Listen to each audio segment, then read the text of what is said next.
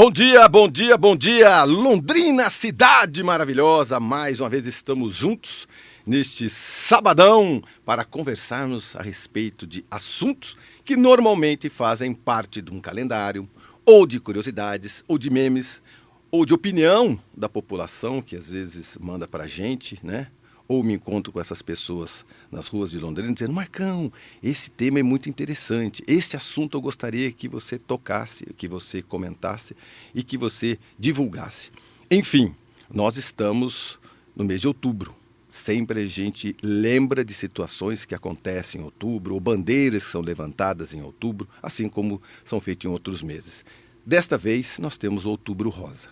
Às vezes a gente esquece o ano inteirinho e quando chega em outubro, levantam-se as bandeiras, as mídias aparecem, todo mundo se aproveita do assunto e depois que chega novembro esquece de novo. Mas enfim, pelo menos nós temos um outubro para pensar a respeito do Outubro Rosa. E o que é Outubro Rosa, né? O que é que a gente pensa apenas nesse mês sobre o câncer de mama, né?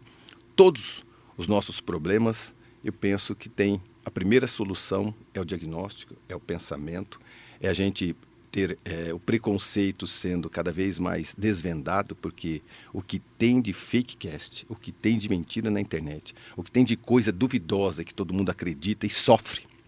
E por falar em sofrimento, nada melhor que quando a gente trata de um assunto tão sério quanto o câncer, a gente trazer quem passou, quem vivenciou, quem teve a notícia, né? Às vezes para a derrota final da vida, para outros um incentivo e para muitas pessoas é apenas uma notícia e tem que ser enfrentada. Por isso que no dia de hoje, neste sabadão, fiz questão, neste Outubro Rosa, nesse nosso programa, chamar a Gabriele Costa. Ela é formada em Relações Públicas pela PUC Paraná, ela é gestora de uma empresa de atacado de material de construção, chama-se GEMAC, e ela é paciente oncológica.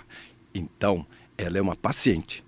Diferente de duas médicas que eu trouxe para cá para a gente bater um papo, junto com a Gabi, que ele é uma paciente. Quando a gente só traz os médicos, a gente tem uma noção do que o médico pensa. E a paciente? Como que ela recebeu a notícia? Como que ela vivenciou tudo isso, né? Porque quando você recebe a notícia, você tem, às vezes, pesadelo. Quando você recebe a notícia, às vezes ela é derradeira. Quando você recebe a notícia, você se apega a Deus, à família, aos amigos, né? Tudo isso eu gostaria de, no bate-papo de hoje, desvendar um pouquinho mais. Também está aqui comigo a doutora Marcela Uchoa, ela é oncologista clínica, trabalha no Centro de Oncologia e Radioterapia de Londrina e no centro da Unimed. Isso. Ela é especialista pelo Hospital Albert Einstein e pelo City of Hope da Califórnia em oncogenética, predisposição hereditária ao câncer. E também a doutora Beatriz, olha que nome legal, é Dal Verinitash. Como que é de novo? Verinitash, olha que chique, né? Que chique. Médica, ginecologista e mastologista, professora do curso de medicina da PUC, Campus Londrina e doutoranda pela Unifest.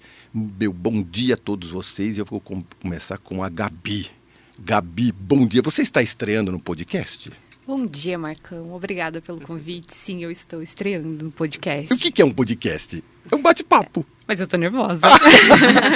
Não. E outra coisa que é legal é que hoje nós dois, eu e você, faremos consultas com essas duas médicas. Porque Acho você justo. é uma paciente. Não é verdade? Você tem quantos anos? Eu tenho 35 anos. Nascida onde? Curitiba. Curitiba? Isso. Estado civil casada. Casada. 2 crianças. 2 filhos lindos. Nomes? O mais velho é o Luca. Quantos anos? 8 anos. E tem um que faz 3 mês que vem, é o Lorenzo. É? Quanto tempo de Londrina? 12 anos. 12 anos de Londrina? 12 anos de Londrina. Que legal, 12 anos de Londrina. Empresária? Isso mesmo. Estava lá na sua vida normal, tranquila? Tranquila, aí resolvi casar. Aí casou, tal. Aí Se apaixonou pelo Maicon. Exatamente. Me apaixonei pelo Maicon, vim morar em Londrina. Aí comecei a trabalhar e... E um dia os filhos, e tal. um dia os filhos e um dia a notícia. Um dia a notícia. Como você descobriu? Eu estava no pós-parto do Lorenzo, né, do meu segundo filho, fazendo exames de rotina. Meu preventivo veio alterado. E minha ginecologista achou esquisito, pediu pra gente repetir e ele voltou com alteração. Aí ela me chamou para consulta e falou, eu vou ter que dar uma investigada, ver o que é essa inflamação, porque não está normal, né? Nós fizemos uma microcirurgia, como que é o nome? Esterilização? Isso, exato. Para fazer a biópsia da inflamação, foi quando veio a notícia, né, do que eu estava com câncer de colo de útero. Uhum. Nesse primeiro momento, eu acho que eu não sei se eu não processei muito bem a informação. Não caiu a ficha, né? Não caiu. Eu era cirúrgico, né, a minha situação, então eu fui, fiz a cirurgia, ocorreu tudo bem, a recuperação foi tranquila, a retirada do útero é muito parecida com uma cesárea, que eu já havia vivenciado por 2 vezes, então não era nada novo para mim.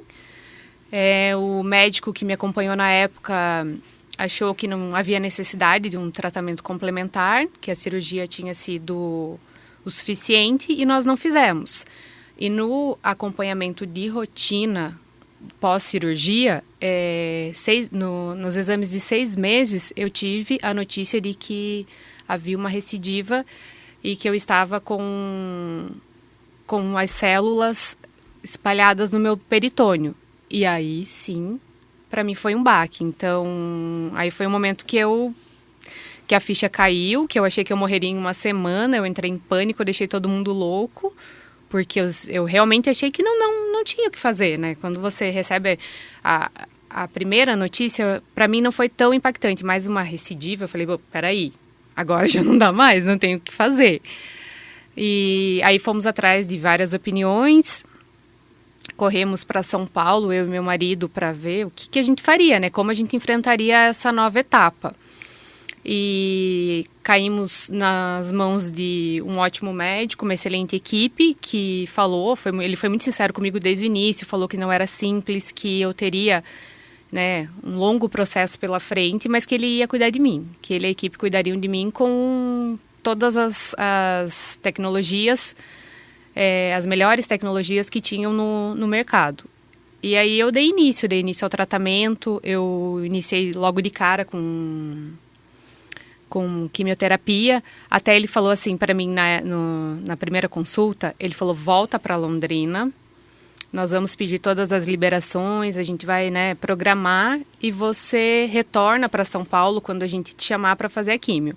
Nós saímos do consultório, eu olhei para o meu marido e falei, se eu voltar para Londrina sem fazer uma químio, aí eu vou morrer do coração. Então eu preciso fazer uma químio antes de voltar. Porque eu estava desesperada, eu achei que não ia dar tempo. Aí corremos lá, conversamos com os médicos e conseguimos fazer a primeira químio logo no dia seguinte. E ali eu iniciei. Aí ali eu iniciei meu tratamento, foram 8 ciclos, momentos difíceis, momentos mais tranquilos.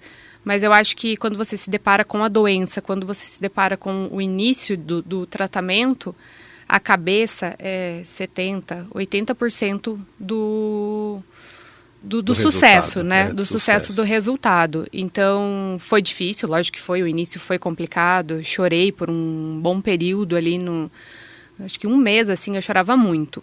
Eu não sou daqui, né? Como eu já comentei, então minha família não mora aqui. Minha mãe veio para cá, ela passou ano passado praticamente inteiro aqui. Eu tive apoio de toda a minha família, da família do meu marido, dos amigos, assim, nesse sentido, eu fui e sou muito abençoada, tive um apoio gigantesco, que fez total diferença no meu processo, eu tenho certeza disso, mas a cabeça manda. Manda, né? Manda. É por isso que eu tenho as nossas amigas médicas, doutoras aqui, porque a gente tem um relato, para quem está nos ouvindo, um relato que eu acho que ele é muito comum, ele é muito inédito, porque faz parte de cada pessoa, cada sentimento, na verdade.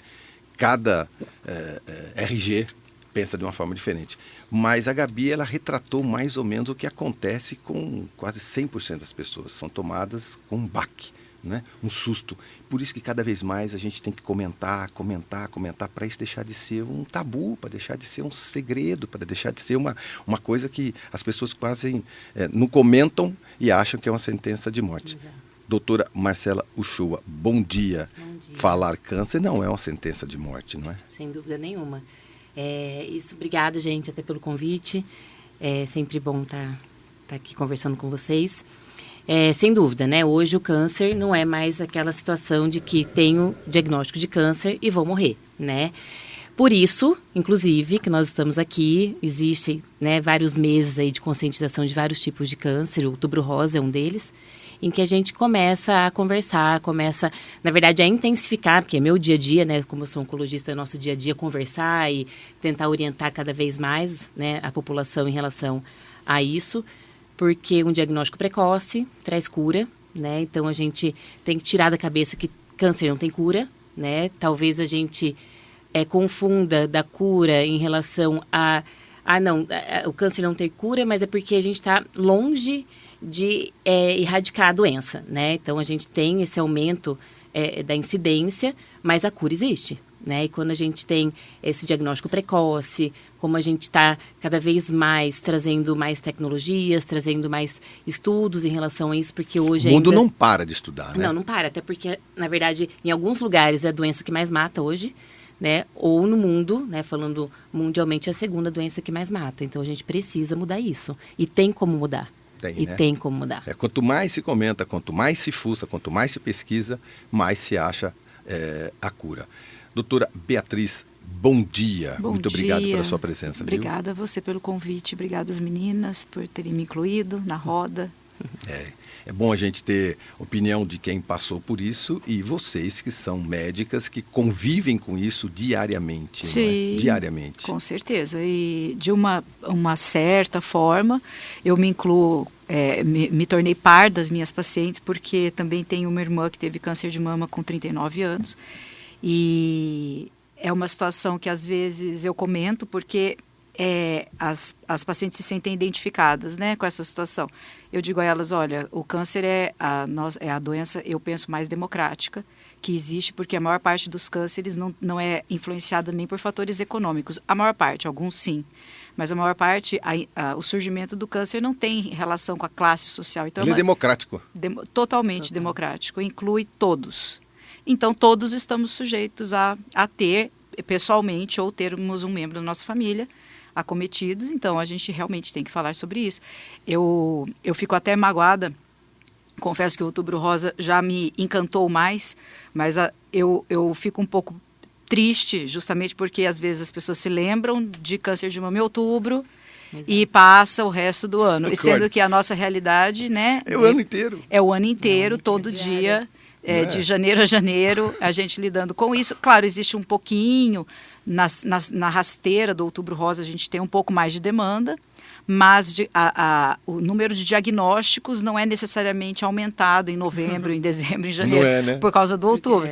Então, a gente lida com isso o ano inteiro mesmo. Eu penso que assim, outubro, aí sim, aí tem aquela conscientização e a mulherada fica todo mundo apavorado, vai se apalpar para todo lado e acaba achando até mais daquilo que não tinha achado nos outros meses, por causa assim, nossa, eu vi sobre o câncer, apalpa aí. Eu acho que aparece um pouco mais de incidência, né? É o pânico, né, da lembrança disso tudo. Existe idade para ter o câncer de mama? Exemplo, a partir dos 18, dos 15 anos, existe uma idade? Não, hoje, antes dos 20 anos, a gente é bem raro. A gente tem visto cada vez mais mulheres mais jovens, 24, 25 anos, mas o cálculo assim, de risco ao longo da vida começa a partir dos 25 anos, né? Mas a gente não tem idade, né? Assim, mas a gente é mais comum pós-menopáusica, né? A partir de 50, 60 anos. Mas hoje, infelizmente, cada vez mais nós temos diagnóstico em pacientes mais jovens. Tem a ver com a amamentação, né? Ou não? Está amamentando, não tem, depois de amamentar começa a ter? Não, durante a amamentação o risco existe, né? Independente. Então, até durante a gravidez, pós-gravidez, você precisa continuar seu acompanhamento, né? Não esquecer da mama e ficar olhando só para a barriga, né? Para a gestação. mas é isso, ultrassom e a mama, mas né? Mas também você me lembrou de outra coisa. Você falou barriga, eu achei a estética. Tem muita gente que pensa na estética. Meu seio está lindo, mas não apalpou para saber se tem algum problema. É verdade, a barriga você falou sobre ter neném, não é verdade? Também acontece, mas o que eu penso, talvez, é que existe uma confusão. Havia muito essa informação de que assim, a amamentação protege contra câncer de mama, ter tido gestação anteriormente protege contra o câncer de mama.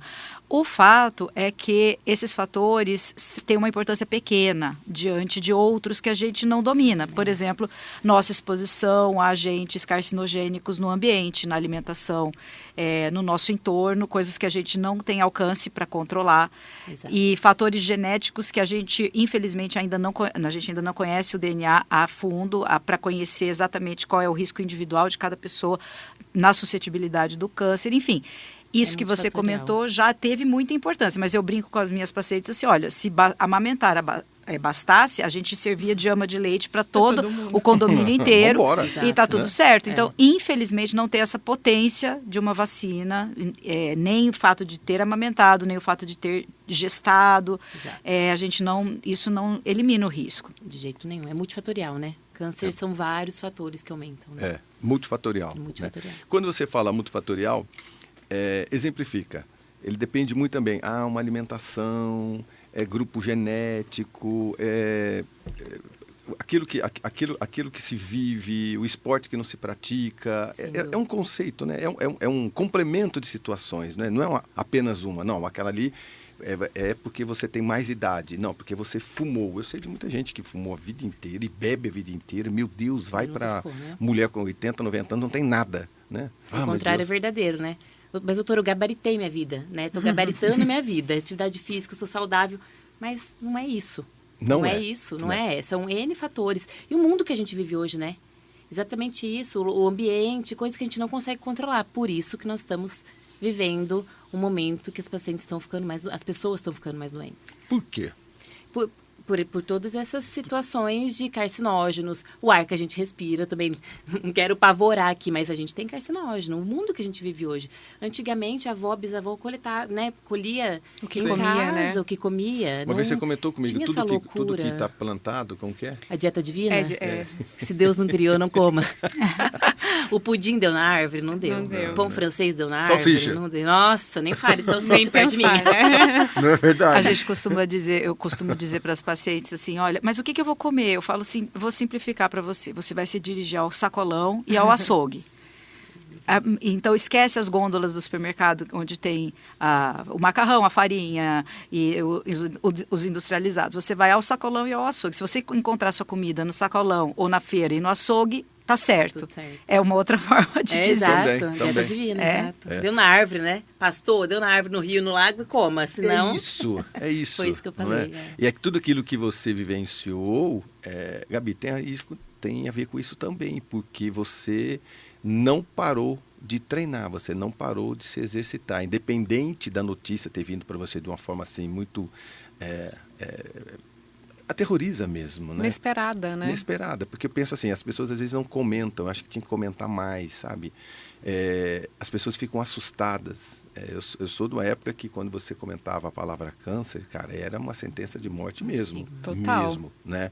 Então todo mundo busca nas redes sociais pelo aquilo que se morre, não se busca aquilo que se salva. Exato. Gente do céu, que tem de pesquisa, cara. Volta e meia, essa mulher, esse tempo atrás eu li uma brasileira que descobriu alguns testes agora, que faz super rápido, já foi verificado e até autorizado pela Organização Mundial de Saúde, uma coisa tão interessante. Gente, cara, por que não divulga mais? Divulga mais, para as pessoas poderem ter essa sobrevida, pelo menos espiritual, mental, psicológica. Porque o que abate foi o que você falou. Se você não tivesse a cabecinha boa, você está com quantos anos? Agora, 35. Quando eu iniciei, 33. Quando você teve a notícia...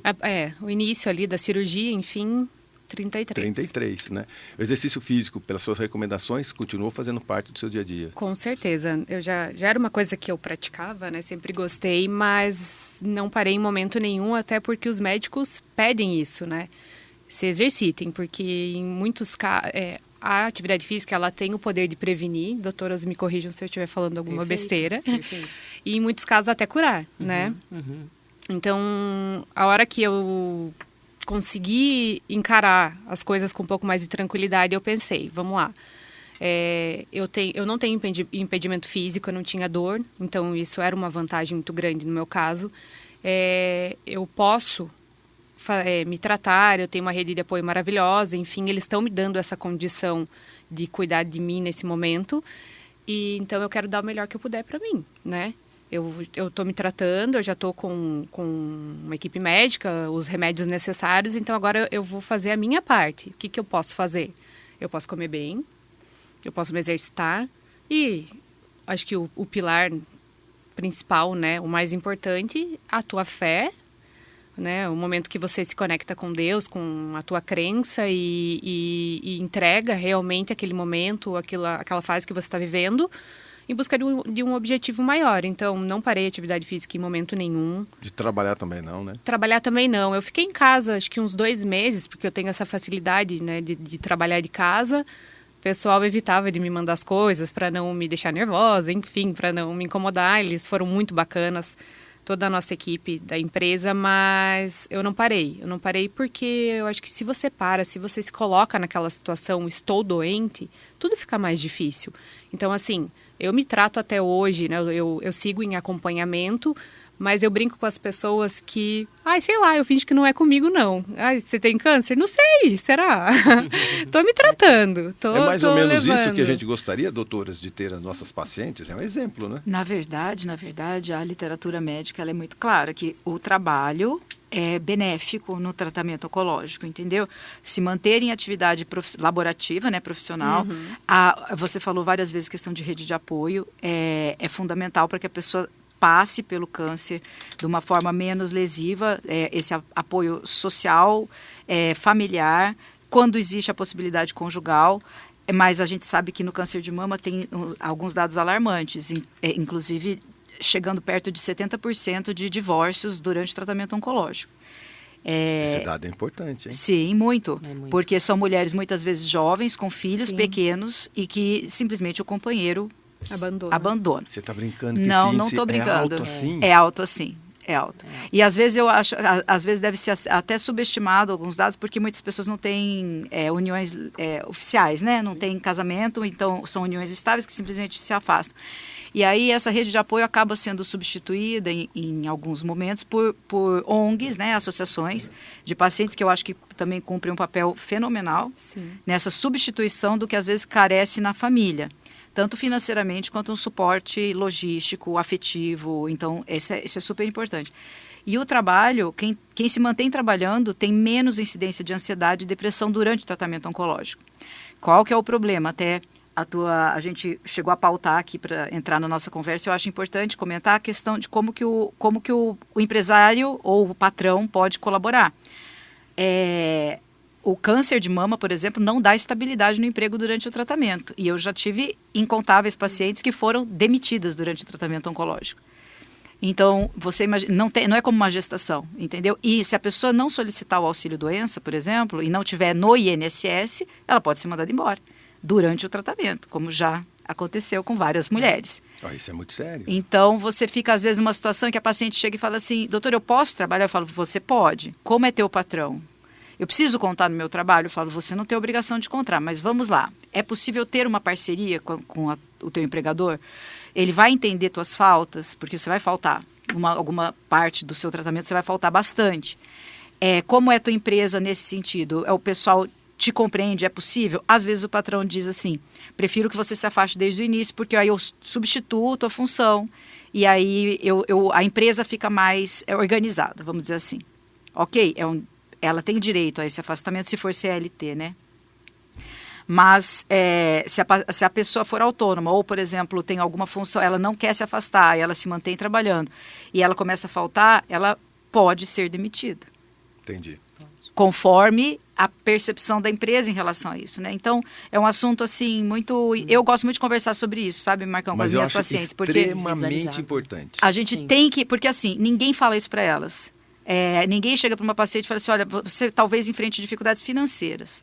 Porque, às vezes, chega a pessoa e fala assim, eu não tenho convênio, mas o SUS, por alguma razão, a pessoa não quer recorrer ao SUS. E, muitas vezes, eu jogo muito limpo e falo assim, olha, isso pode quebrar uma família, um tratamento desse. Assim, sem melindres, vamos falar claro. Sim. A verdade. Isso pode quebrar até famílias abastadas. Então, você sabe o começo, não sabe o fim desse valor. Então, você pode até fazer uma vaquinha para pagar uma cirurgia de mama, por exemplo, mas e a químio? E as possibilidades de internações que você pode ter no decorrer da sua químio? Sempre é muito caro, né?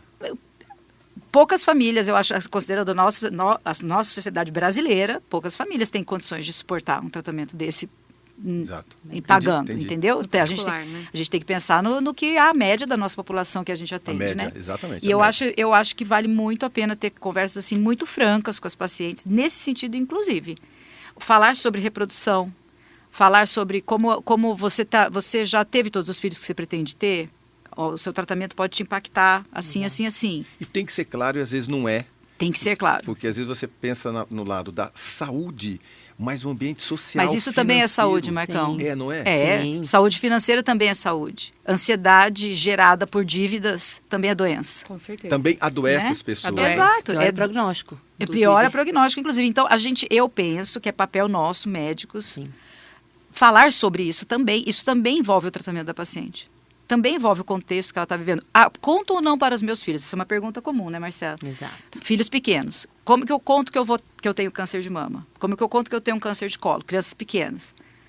Então, o que normalmente a gente orienta?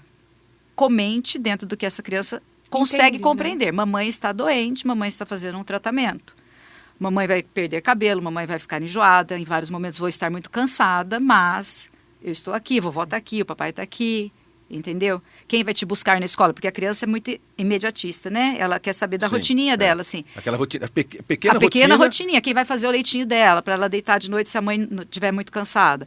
E outra coisa super importante, a criança observa, vê o que está acontecendo, mas interpreta errado. A maneira dela. A maneira, então ela interpreta, ela vê a mãe doente, ela pensa assim, a minha mãe está deitada, ela está cansada porque eu joguei minha meia Entendi. no meio da sala ao invés de jogar no cesto. Então ela sente, inclusive, que aqueles eventos são, de alguma forma, ela entende que pode até ser culpa dela. Culpa dela. Então tem que ter uma comunicação acessível para essa criança, mas dentro do que ela pode compreender. Ela não vai saber detalhes de cirurgia, não vai saber detalhes de Sim. químio, mas ela às vezes vai ver a mãe operada, carequinha, Importante vomitando. ela. Uhum, E alguma entendendo. comunicação tem que ser passada para essa criança.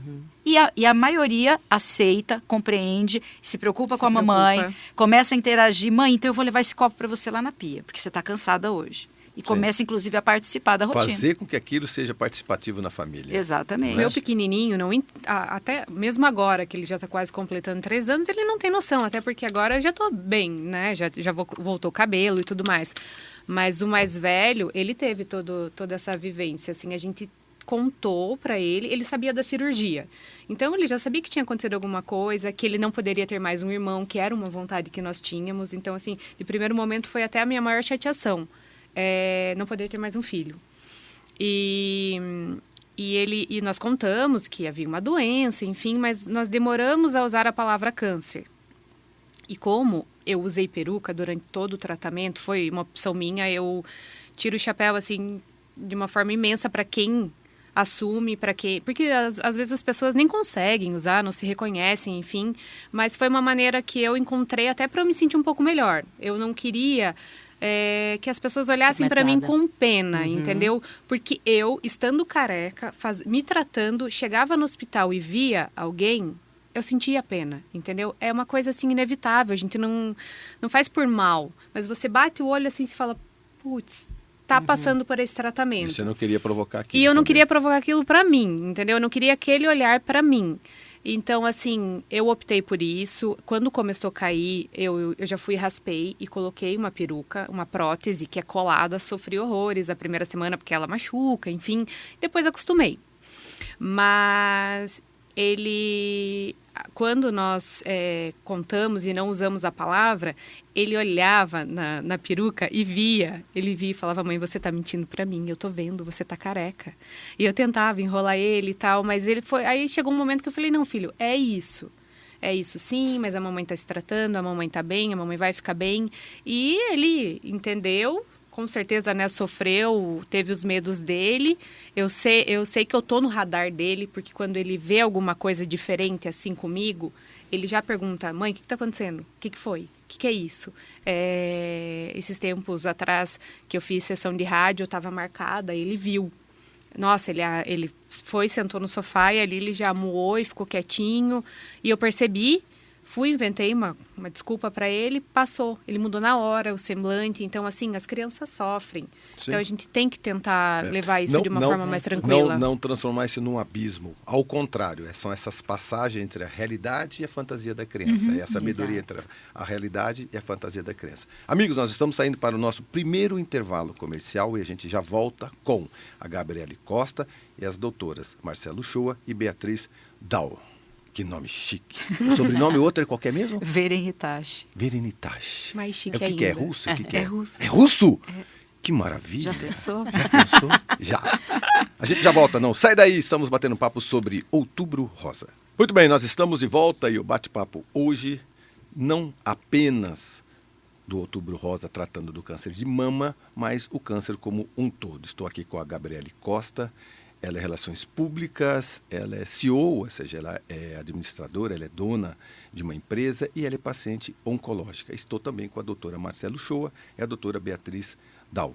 Seguinte, nós temos o medo, nós temos os diagnósticos, nós temos a mídia, a gente tem os amigos que comentam, e aí nós temos também, pelo mal e pelo bem, nós temos as redes sociais. E aí a gente não solta o celular da mão e pelo celular vem de tudo.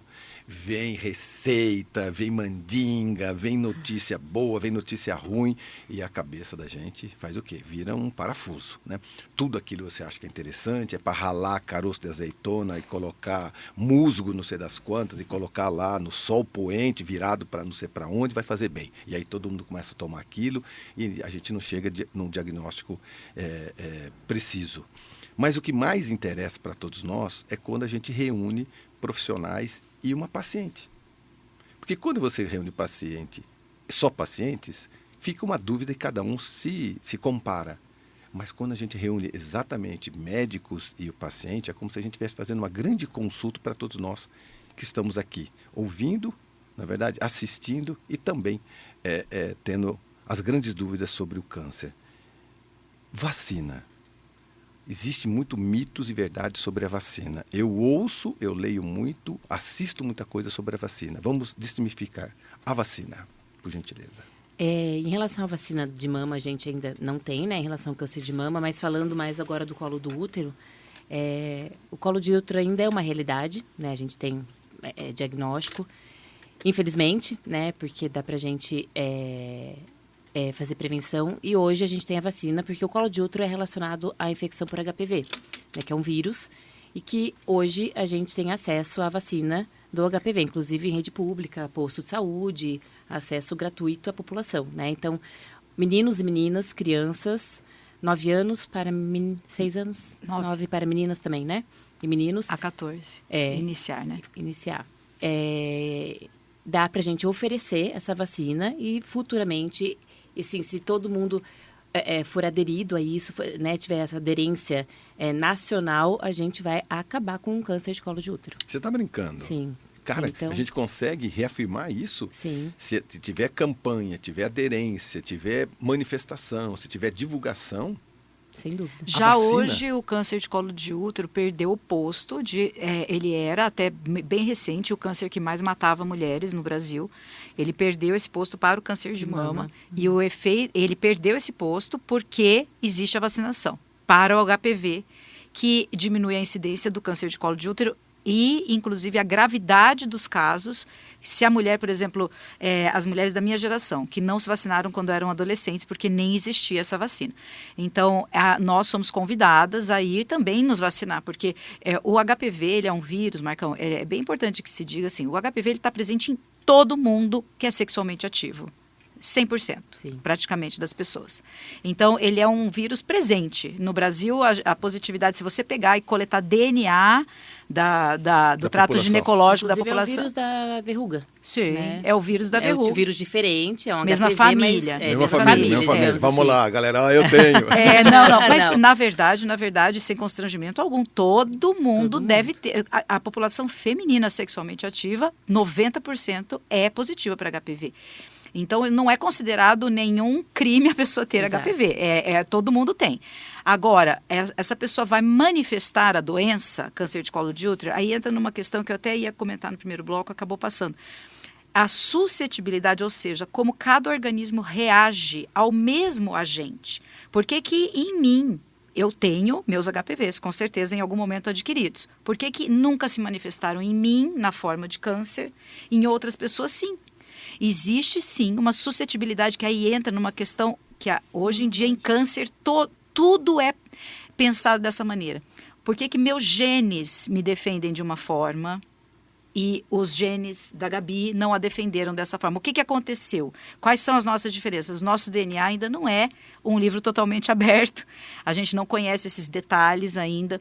Quem sabe um dia poderemos conhecer. Mas o que que determina, né, que eu não desenvolvo uma determinada doença com a qual muitas vezes eu já tive contato, mesmo vírus, e outra pessoa desenvolve essa doença. Então, a vacina do HPV entra no sentido de um reforço imunológico, mesmo para mulheres adultas. Agora, super importante, né? Levar a sua criança para vacinar para o HPV não significa que você está autorizando ela a iniciar a vida sexual. Porque ela pode iniciar essa vida sexual adulta, adolescente, já bem mais tarde. A proteção precisa ser dada lá no início, de preferência antes que ela tenha o contato sexual. Porque, como eu disse, se a gente calcula que no Brasil 90% das mulheres sexualmente ativas sejam positivas para HPV, então calcula-se que em qualquer relação sexual esse contato já pode se dar. Então a ideia é você fazer antes. Mas não é porque você fez a tua vacina com 9 anos que tua menina vai iniciar a vida sexual cedo, precocemente. Não é assim.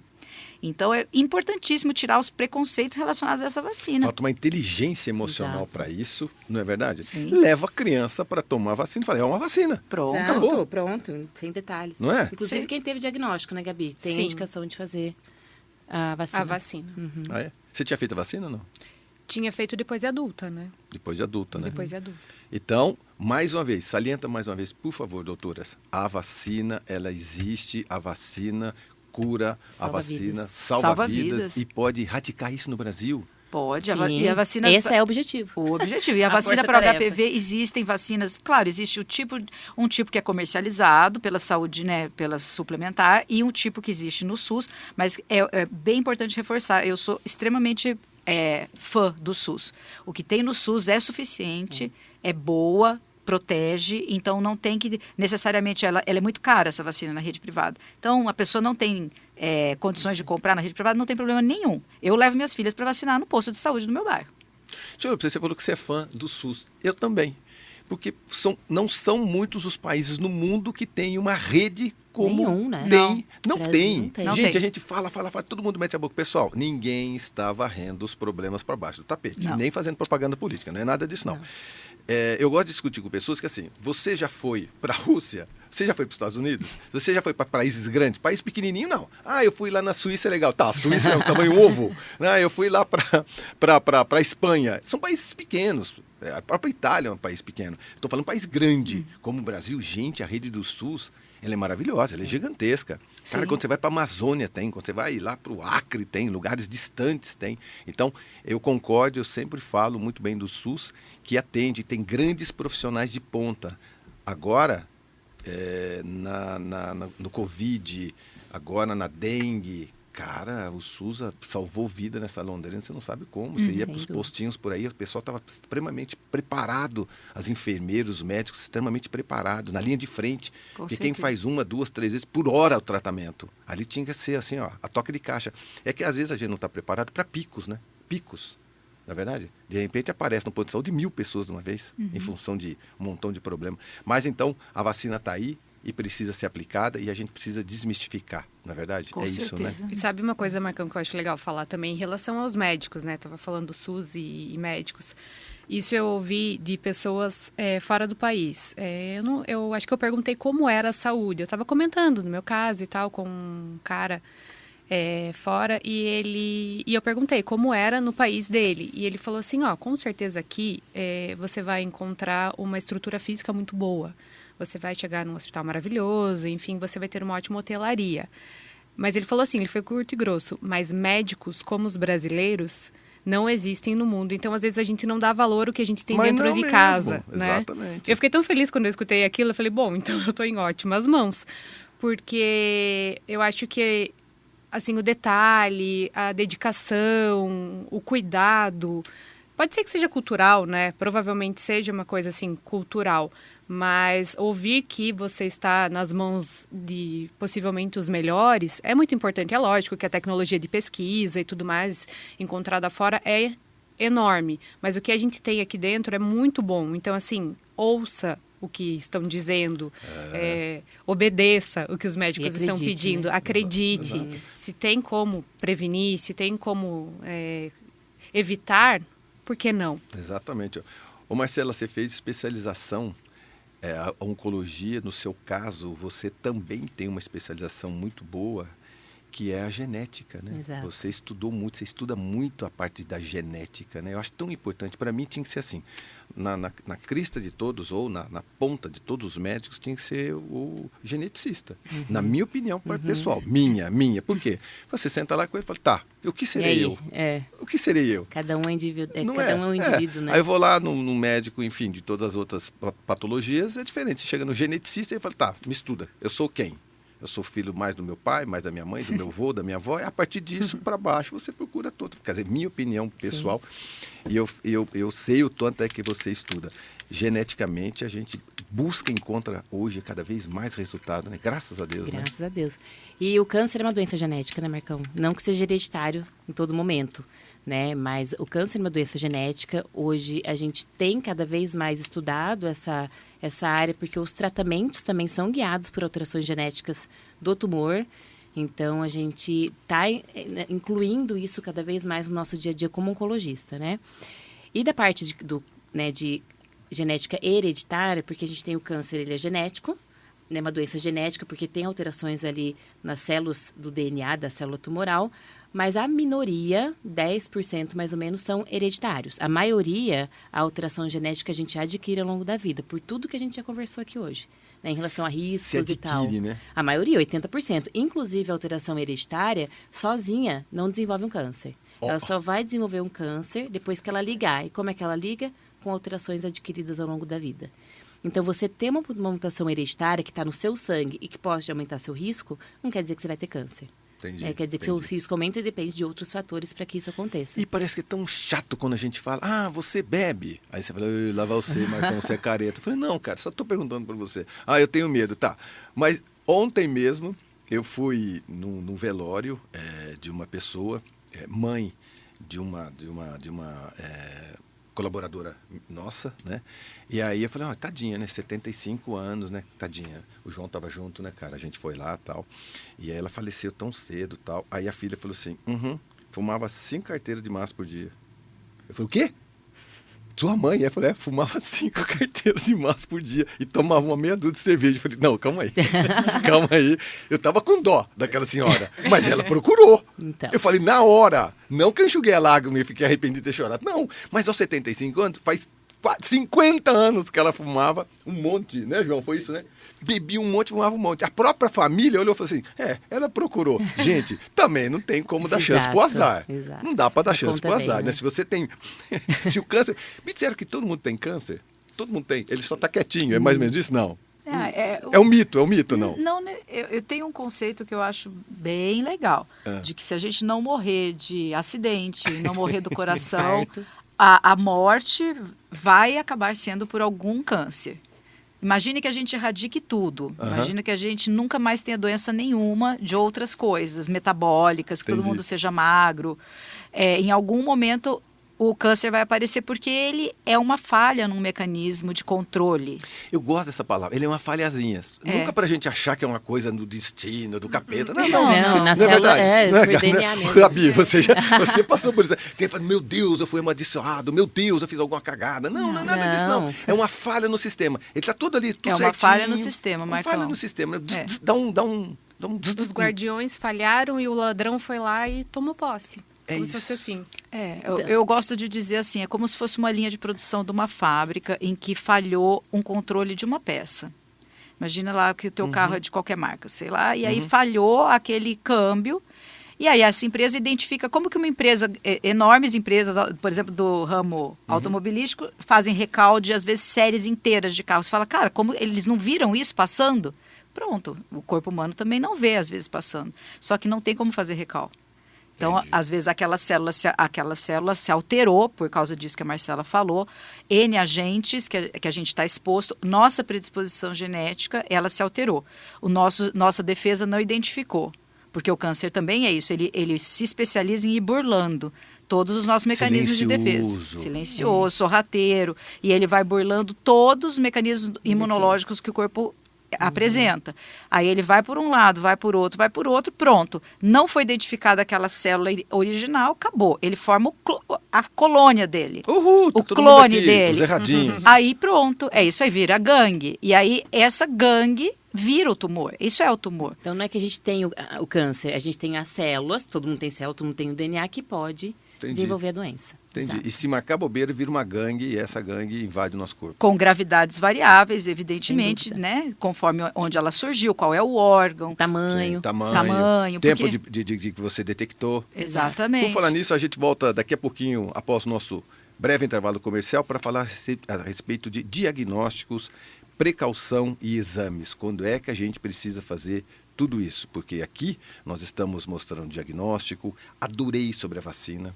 Adorei. No primeiro bloco também gostei demais sobre o alerta às empresas e organizações que precisam se tocar, que essa mulher precisa ter esse tempo, precisa ter essa atenção, independente se você tem uma empresa com 10, 20 ou 1000 funcionários, é necessário ter esse apoio institucional, financeiro, porque o câncer ele derrota famílias.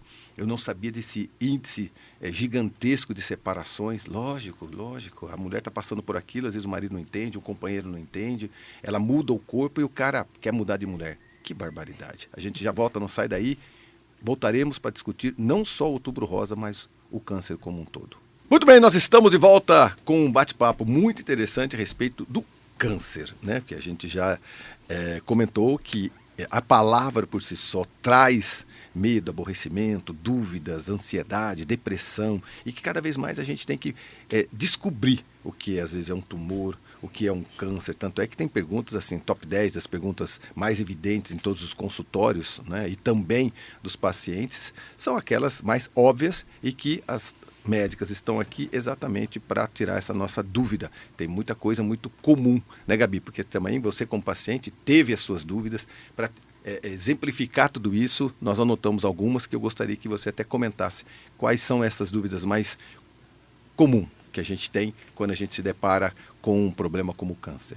Tá, então vamos lá. Eu vou assumir o posto do Marcão com as perguntas. E vou fazer um bate-bola aqui com as doutoras, com as principais perguntas que elas ouvem no consultório e as dúvidas que todo mundo tem. Exatamente. Porque, na verdade, você, a partir do momento que você está dentro desta vivência, você entende um pouco mais e consegue desmistificar algumas coisas. Mas até entrar, e eu espero, né, todo mundo espera não entrar, acaba sendo um assunto Exato. duvidoso. Então, doutoras, câncer é benigno ou maligno? A palavra câncer já diz que é um tumor maligno, tá? Não existe câncer benigno, tá? Todo câncer tem potencial de crescer, de causar metástase, então isso é o tumor maligno igual câncer. Quando a gente fala de benigno, que existem tumores benignos, são tumores benignos, não são câncer. Não Viram. chegarão a ser um câncer um dia. Não, depende. Mas, Mas, sim.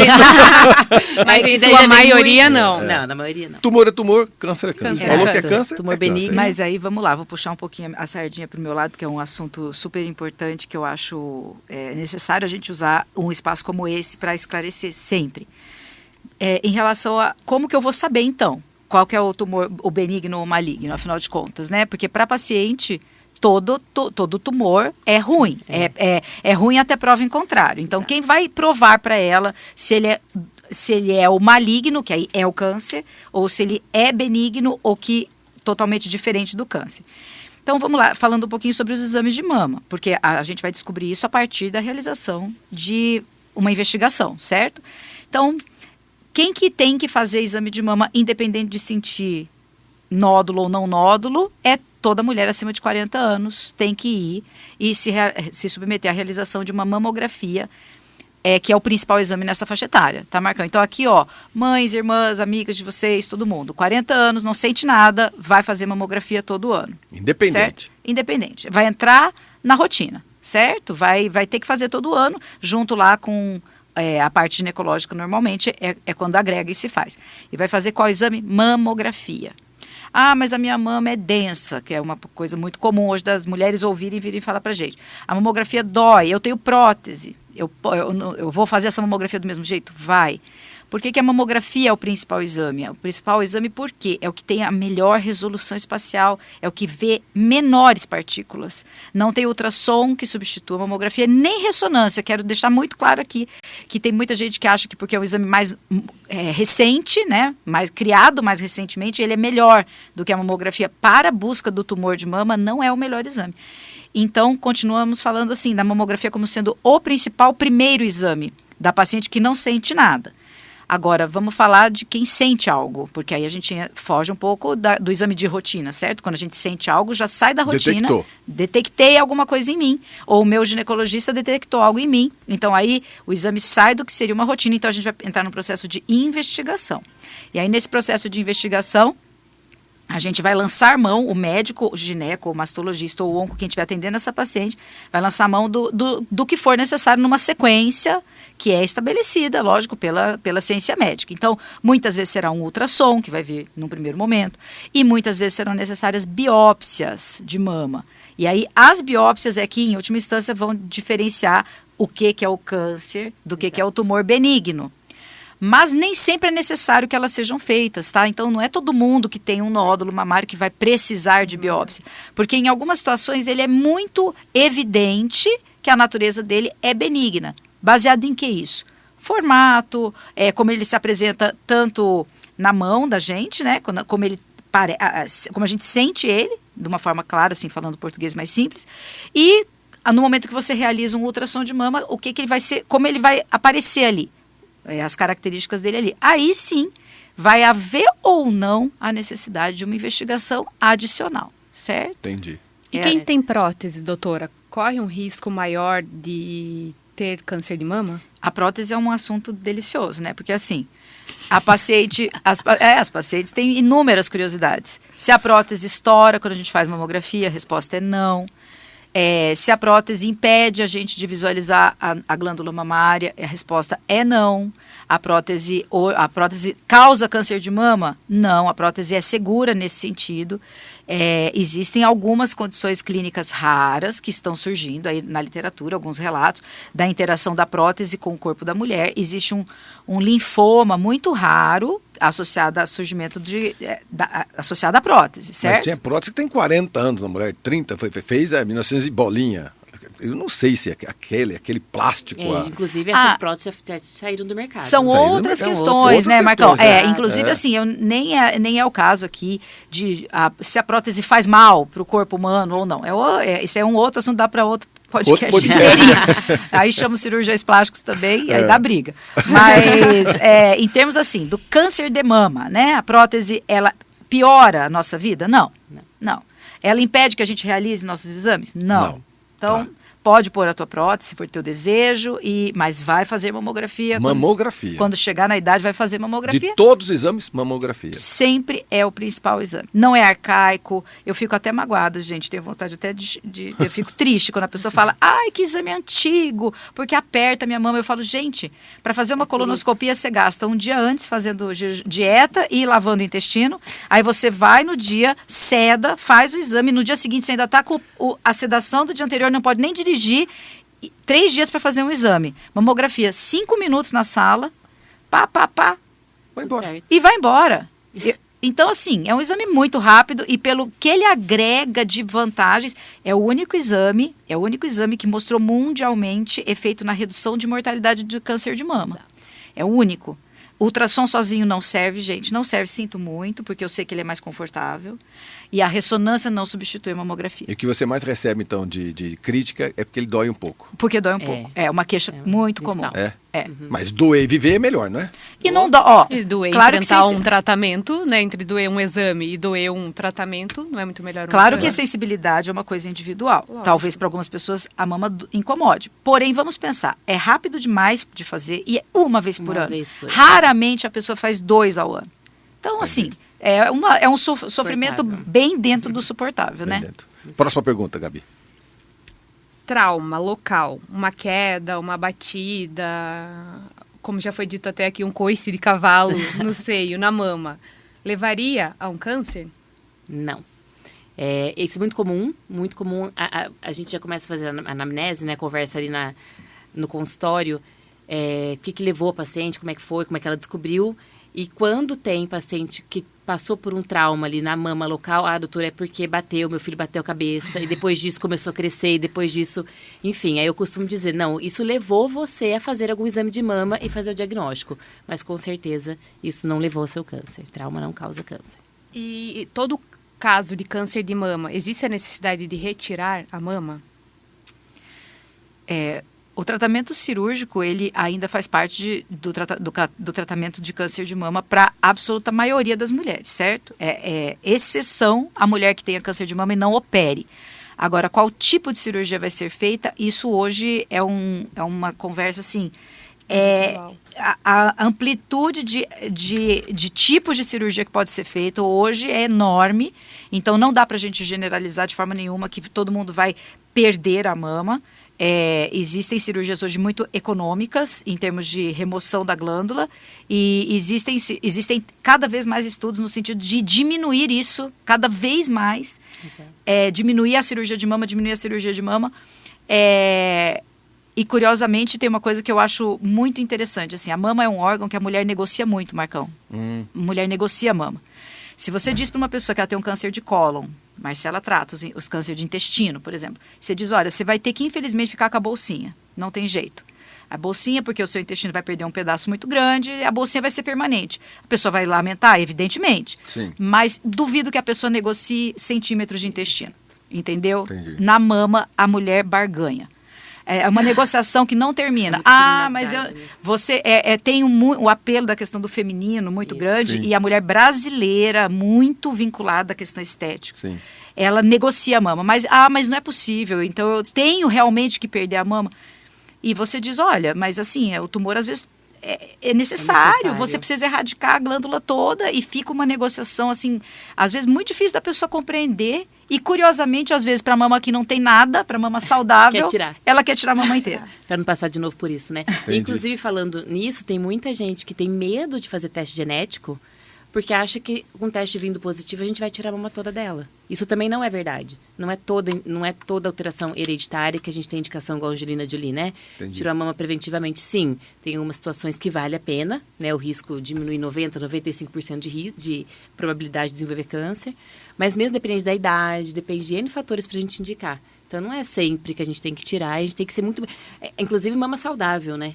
A gente tem que tomar muito cuidado com isso. Isso é a negociação, então, que vocês passam dentro do consultório, né? Mas no caso de tirar a mama, né, em cirurgia de câncer, não pode colocar prótese imediatamente?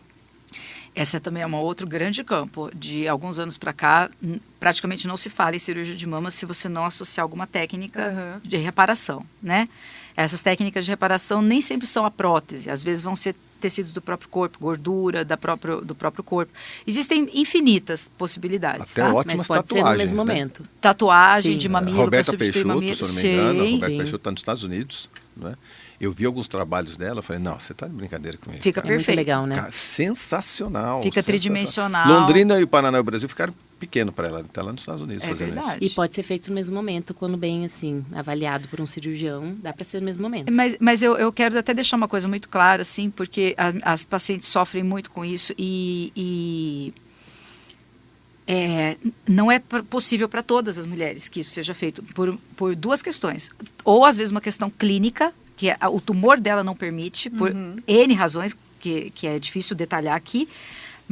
E outra coisa, às vezes ela não tem acesso. Acesso aí, vamos falar assim, em termos de quem é a fonte financiadora desse tratamento. Exato. No SUS, nós não temos acesso para 100% dessas pacientes. Então, eu quero só ressaltar aqui, Marcão, porque essa barganha em relação à mama se tornou, em alguns momentos, um motivo de muito sofrimento para a paciente. E não ter a possibilidade, às vezes, de reconstruir, porque ou ela não pode, clinicamente não dá, ou porque ela não está tendo aquele acesso, isso não pode colocar o tratamento dela em segundo plano. O tratamento continua vindo em primeiro lugar. Então, às vezes, a gente vê uma perda de meses, assim, na busca, ou no inconformismo, porque eu não vou conseguir fazer uma reconstrução no primeiro momento, e o tratamento oncológico ficando para trás, quando ele deveria ter sido feito começado. Então, vamos dizer assim, o que a pessoa precisa é tratar. Exatamente. A estética em segundo lugar. tratar. Tem que tratar. Né? A estética é importante, não tem a menor dúvida disso. Mas a gente tem que ter prioridades nesse momento. Exato. E priorizar com a nossa paciente, né? Exato. Gabi, você passou por isso. Entre a estética e você se salvar, você se salvar. Lógico. Na hora, é a vida, né? quer viver, né? Quem não quer. Exatamente. Uma outra dúvida, e foi também a primeira pergunta que eu fiz quando eu recebi o diagnóstico, e principalmente quando eu recebi o diagnóstico da recidiva. Tem que fazer químio? Todo câncer tem que fazer quimioterapia? Não. Não só mama, mas a gente tem diversos cânceres hoje que não tem indicação de fazer quimioterapia. Claro que a gente tem uma gama de tratamentos hoje, imuno, químio, hormonioterapia, enfim. Mas não são todos os pacientes com câncer de mama, porque a gente tem alguns subtipos moleculares diferentes que precisam fazer quimioterapia. Eu acho que isso se estende para todos os tipos, Todos os tipos de câncer. Tem que ser estadiado e avaliado cada caso. E a última pergunta também, toda químio cai cabelo? Não. E não é porque também está caindo cabelo, não está caindo cabelo que não está fazendo efeito o tratamento. Né? Mas tem isso também, essa dúvida. Exato. Não está caindo, é raro. Ai, colocaram lá água. Exato. Colocaram água. Não. Para câncer de intestino, por exemplo, a gente raramente tem quimioterapia que cai cabelo. Né? De mama é muito comum a gente ver, principalmente nos pacientes com doença inicial, que a gente vai fazer ali o tratamento adjuvante, né, adjuvante, para curar ali, a maioria cai o cabelo, mas não são todas as quimioterapias. O que eu entendo hoje, né, como paciente, Perfeito. é o tipo de remédio utilizado e Exato. a dosagem de remédio utilizado que leva à queda. E mais uma vez, a suscetibilidade individual também. Exato. Sim, na minha primeira sessão eu até usei aquela touca de gelo horrível, que troca a cada meia hora, 2 horas, enfim. E é sofrido pra caramba. Aí, e não segura. No meu caso, a minha dose era alta, eles me falaram, não vai segurar. Eu insisti em usar na primeira, aí depois eu vi que realmente não segurava. Deu certinho a quantidade de dias que eles falaram que iniciaria a queda, ela iniciou e o cabelo foi, não tem jeito. Exato. Muito bem. Amigos, nós estamos terminando mais um bloco, teremos o último bloco de considerações finais e eu feliz, porque nós estamos tratando de um assunto extremamente sério, que é a saúde, é o câncer, de uma forma leve. Como ele deve ser tratado, como ele deve ser diagnosticado e principalmente pesquisado. Pesquisa, quanto mais você pesquisar, quanto mais você procurar médicos, e você não precisa sair de Londrina, não. Você tem ótimos, principalmente no país, você tem ótimos médicos em nossa cidade, em nosso estado, em nosso país. Tem muita gente que sai até fora do país para se tratar e não precisa. A gente já volta, não sai daí, com o tema Outubro Rosa e o câncer em geral. Muito bem, nós estamos terminando o nosso programa e, como sempre, com a sensação que a gente ficou apenas de uma forma bem superficial. Mas é isso mesmo, o mais importante aqui é nós cutucarmos, é a gente levantar o assunto, é a gente demonstrar interesse por tudo isso, não é verdade? É a gente fomentar a curiosidade das pessoas. E esse é um assunto muito importante. Gabi, obrigado pela sua participação, obrigado por você ter aceito, parabéns pela parte resolutiva sua, cara, você parece uma pessoa extremamente bem resolvida, sabe, é isso que é legal, você faz parte daquelas pessoas que vão fazer com que a maioria de outras pessoas que estão passando no mesmo momento tenham você como exemplo, cara, é legal de você ter vestido essa camisa, legal de você ter aparecido e legal de você ter enfrentado tudo isso da forma que você está enfrentando, parabéns e muito obrigado. Imagina, muito obrigada a você pelo convite, Marcão. E o que eu posso deixar assim de pensamento, de sugestão e de conselho para quem, assim como a mim, é um paciente oncológico hoje ou que pode vir a enfrentar essa notícia, é que assim, nada melhor do que você confiar em Deus. Ele sabe de todas as coisas, ele sabe aquilo que nós aguentamos e que é possível permitir nas nossas vidas. Então, assim, eu acho que a fé, com certeza, é o principal caminho. Se agarra na sua religião, crê em Deus, em Nossa Senhora, enfim, qual for a sua religião, que fica mais fácil de enfrentar. Outro ponto muito importante, que já foi dito aqui, alimentação, atividade física, estilo de vida saudável, coisas assim que não te custam, a alimentação divina que está ali para todo mundo em fácil acesso. Não consigo ir para uma academia? Coloca um tênis, vai caminhar, vai correr, se dedica, tira esse tempo para você. Sono também é uma coisa importantíssima, cuide do seu sono, vamos tentar evitar tela, eu sei que é difícil, a gente vive num mundo muito tecnológico, mas evita, porque assim, o estilo de vida saudável vai levar à prevenção, e nada melhor do que você prevenir, mas se houver a necessidade de um dia, um tratamento, se você se deparar com esse diagnóstico, tenta enfrentar da melhor maneira possível, porque a cabeça determina sim como você vai enfrentar esse processo. E acreditar em você, se dedicar, ser leve, porque estamos todos aí, né? Passíveis de uma doença, passíveis de qualquer outra coisa. E tem que enfrentar e tem que enfrentar de forma leve. É isso que eu queria deixar para todos. Muito obrigado. Doutora Marcela, obrigado, viu? Obrigado pela sua parceria de sempre. Você estuda muito, você continua viajando, estudando, pesquisando.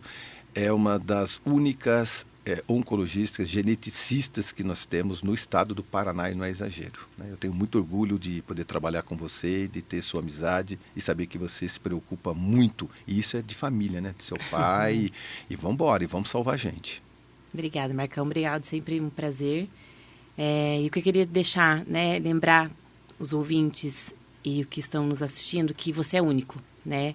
O seu risco é diferente do vizinho, é diferente do seu irmão, é diferente de todo mundo. E isso a genética nos ajuda a calcular, né? Então não tenha medo de conhecer melhor o seu corpo, melhor os seus riscos, porque quando a gente conhece, a gente consegue mudar, né? Quando a alteração genética, ou, né, a nossa genética está ali, né? A gente nasceu com ela, a gente não tem como mudar, mas o futuro dela, o que você vai tornar isso lá para frente, você consegue, entrando em relação ao estilo de vida, como você deve seguir e acompanhar com os exames.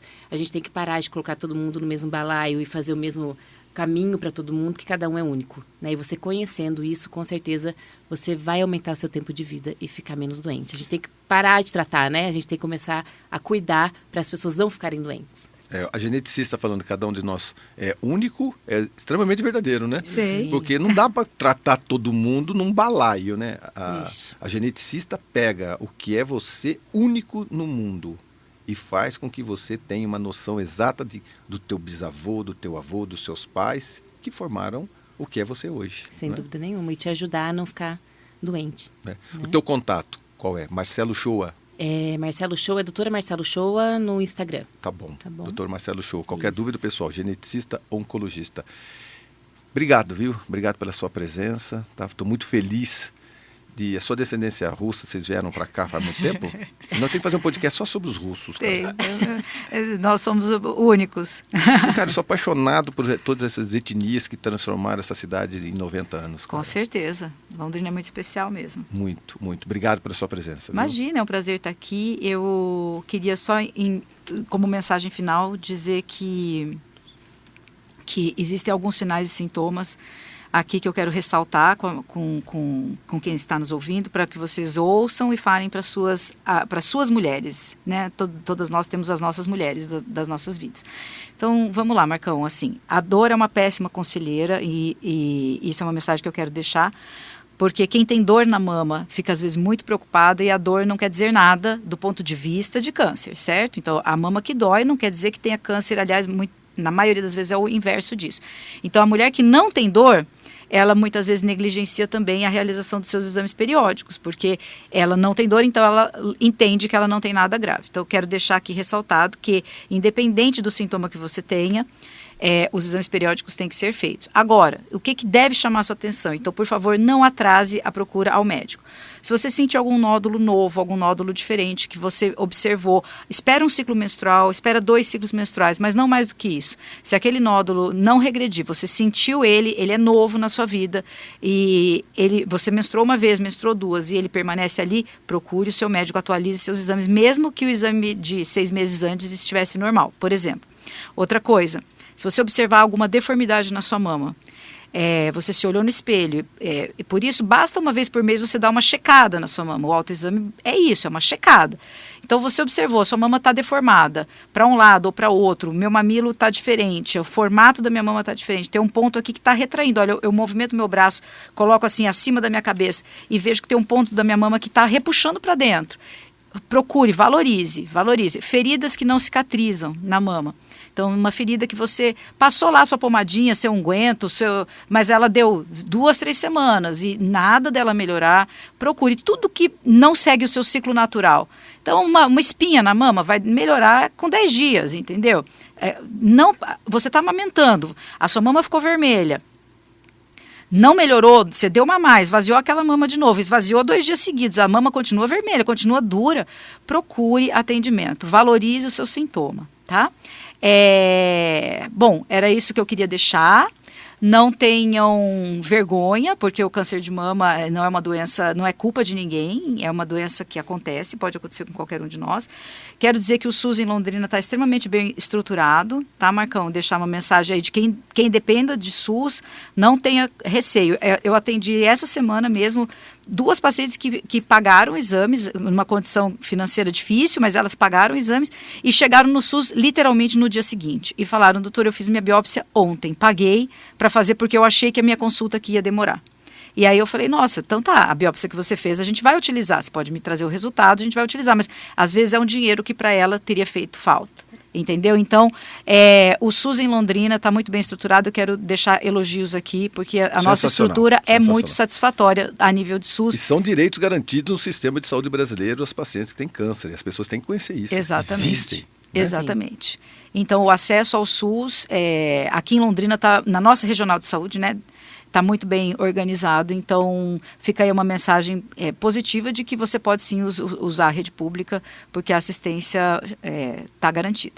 E também empresas e organizações que devem ser parceiras nas promoções de ações que incentivem a conscientização e prevenção do câncer. Ou seja, atenção você que é gestor, atenção você que é patrão, atenção você que está coordenando equipes. As mulheres têm problemas de saúde e precisam ser tratadas e no mínimo respeitadas, né, em suas individualidades, não é? Não, e Marcão, assim, fica aqui a minha homenagem, né? Eu só trabalho com mulheres, e assim, a mulherada eu ia usar um palavrão, mas não vou falar, mas a mulherada é top. É top, entendeu? Mulher aguenta tudo e mais um pouco. Eu sei disso. Seu contato, como a gente faz para te achar? O meu Instagram é o @Beatriz_mastologia. Mastologia. Tá bom. Obrigado, viu? Obrigado a você que está nos ouvindo, nos assistindo. Obrigado às minhas amigas médicas, a Gabi, por ter vindo para cá. Obrigado a você que nos acompanha. Milhares e milhares de pessoas, não só aqui em Londrina, não só aqui no Paraná, no Brasil e no mundo. A gente tem surpresas maravilhosas de pessoas que nos assistem e nos ouvem em vários lugares do mundo. Tenha você sempre na 91,7, na Paiquerê, uma fonte de informação.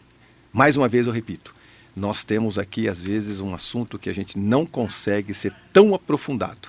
Mas dessa vez eu tenho certeza que você está levando para casa, para sua família, informações válidas que vão salvar vidas. Obrigado, viu, Pedro? Obrigado e até semana que vem, se Deus quiser. Eu tenho certeza que ele há de querer. Até semana que vem.